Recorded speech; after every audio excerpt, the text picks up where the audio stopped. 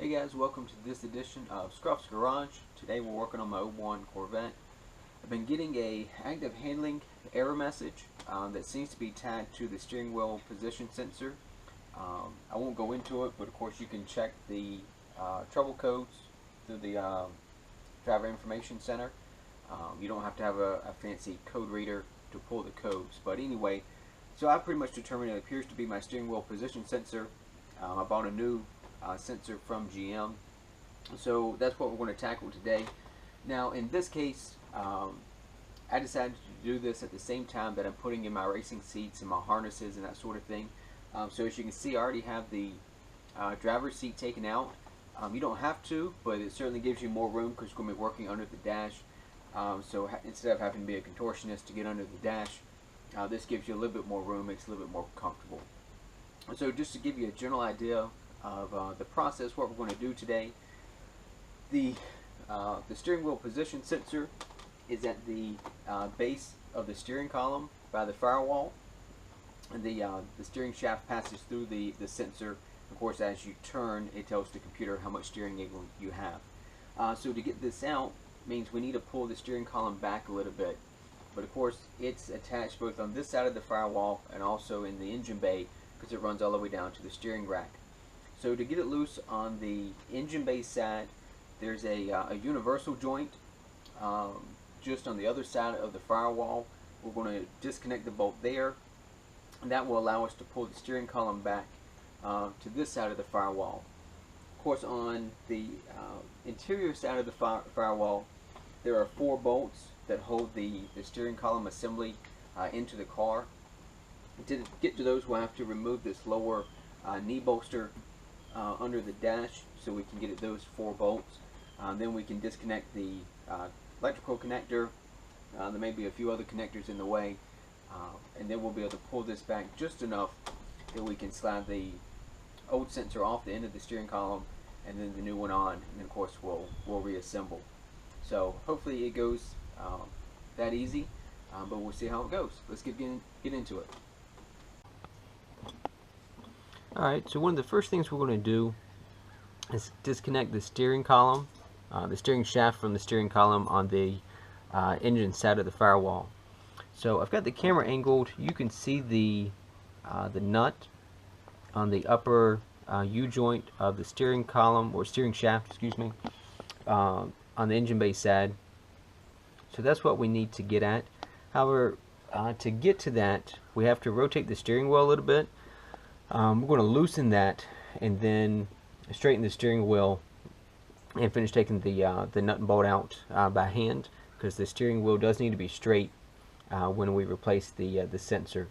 But to get a better angle at it, we've turned the steering wheel to the right to rotate that around so we can get access to it. Looks like it's going to take maybe an extension and a swivel to get to that nut. Also, to gain some access for visibility, I took off the valve cover, little plastic shield thing there, and I also disconnected the vacuum line that goes to the brake booster. Disconnected that. It's just a little clamp and you can pull it back, but again, space is pretty tight through here, so anything you can do to open up some room for you will make life a little bit easier. So I'm going to keep moving, but that's where I'm at so far, and we'll check back in just a few minutes and move on to the next step. Okay, our next step, we need to take out this lower knee bolster. Comes out with 4 screws that are a T15, which are the kind of the star head looking. You take these out by hand. So there's 2 that are easily accessible on the bottom, and just reach up and you can unscrew those. The other 2 are behind little access covers. So this is for the hatch release and for my fog lights. Just put a flat head under there and pop it out, and it comes right out. There's an electrical connector on the back of this. You can disconnect that. And then on the other side is this little cover. You may have the I believe it's the ambient air temperature sensor that's behind this, but again, this just pops out 2 little clips. Put a little flat head under there, you'll pop it out, and then you'll be able to see the other two screws. So one is there, and one is on this other side behind the that other access panel. So once you have all 4 screws out on the left hand side, and I've already got mine disconnected, there are 2 clips that clip in. So you kind of pull back, you'll feel them disconnect, and then on this side you have to watch this piece because it fits back in under this other piece of trim, so you kind of have to work that down. Mine unfortunately has been molested by a previous owner or someone else doing some work under the dash, and they've broken parts of the plastic. So mine comes out probably a little easier than I wish it did, but it is what it is. So we'll set that to the side. We can move on to the next step. We now have access to the 4 bolts under here that will hold the steering column in. Once those are loose, we can disconnect the electrical connector on the sensor. We'll pull the whole thing back, and we'll keep moving. So that's where we're at so far. I'll check in again in a second as we make some more progress.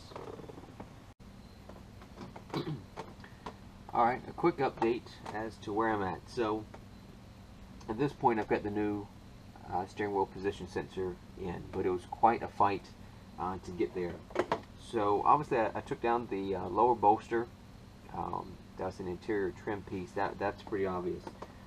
You will also have to remove this piece, this metal support bracket. There are 4 bolts that hold that in place, or 4 bolts.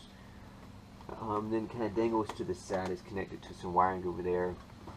And then you also have to take down this trim piece. This is further back under the dash. You don't typically see this. It has 2 plastic clips here to the front. Those are pretty simple. But this rear mounting point is actually a stud in the back.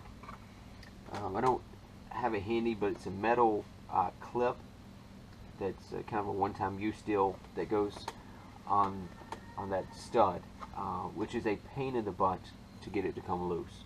I spent quite a bit of time working to get that off, but you're really going to have to get this out of the way so that you have access to the 2 rear bolts that hold the steering column and support it. And once you get all this out, you can remove the 2 front steering column nuts. I still had clearance issues, so some cars don't have the telescoping wheel. Unfortunately mine does, which creates a ton of clearance issues. There's a more bracketry on the side for the telescoping motor that brings it in and out, and it creates a lot of clearance issues in there. So for me to get enough room, I'm trying to find it now, but I had to remove one of the studs as well. So typically you just drop the nut and that bring down this front tube. To get this low enough, I also had to remove one of the studs so that I could clear the stud to bring it back towards me. Once you get that out, you have to work the whole thing. There's wiring harnesses that are zip tied in place. You just have to slowly work it back towards you. Then once you have that clearance, you have to get the sensor off. There's a dust cap that goes on the end of it that's got like little 3 prongs. You just kind of pry that back with the small flathead screwdriver. Again, I can lay, because I've got the seat out, I can lay under there and I can kind of see what I was doing. So there's just 3 clips and that comes loose. That's just it's got a little piece of foam in there. It's a dust cover for the sensor. The sensor itself isn't bolted in there. There's nothing that holds it in except friction, and it's a very, very firm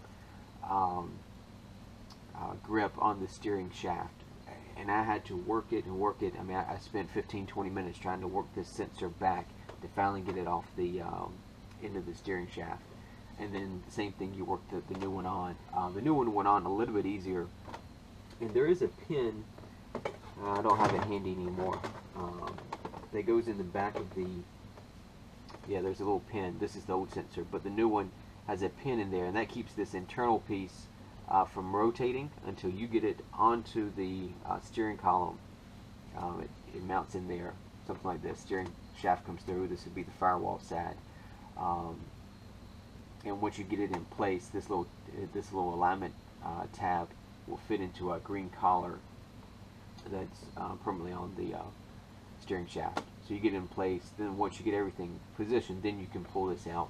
But don't pull it out because otherwise you'll get it won't be centered on the voltage correctly. So that's where I'm at. Now I'm in the reassembly process. I got this back through the firewall. There is a rubber grommet on the firewall where the steering shaft passes through. Inevitably you'll knock it out the other side, which I did. Not the end of the world, but you have to go to the other side and push it back on before you bring the steering column back in with the U-joint on the other side. So plan ahead and make sure you get that grommet in place before you put the two back together. Otherwise you got to pull things apart again. So at this point I'm slowly piecing things back together. Still have a bit of work to do, but we're making progress. So do plan on quite a bit of time with this.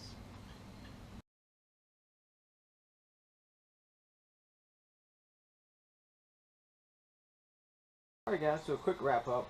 I'm pretty much finished. The only thing I haven't done is take it for a test drive to make sure the active handling code doesn't come back. But as far as this project for replacing the steering wheel position sensor, I'm done. Plan on an entire afternoon, particularly if you have the telescoping steering wheel. That really complicates matters. Just the clearance issues under the dash really make it a problem. Not particularly a complicated project, but do plan on some time. So hopefully this little how-to helps you. It is certainly a project that can save you some money. The sensor itself is only maybe 70 bucks, at least if you have the 2001 and up type sensor.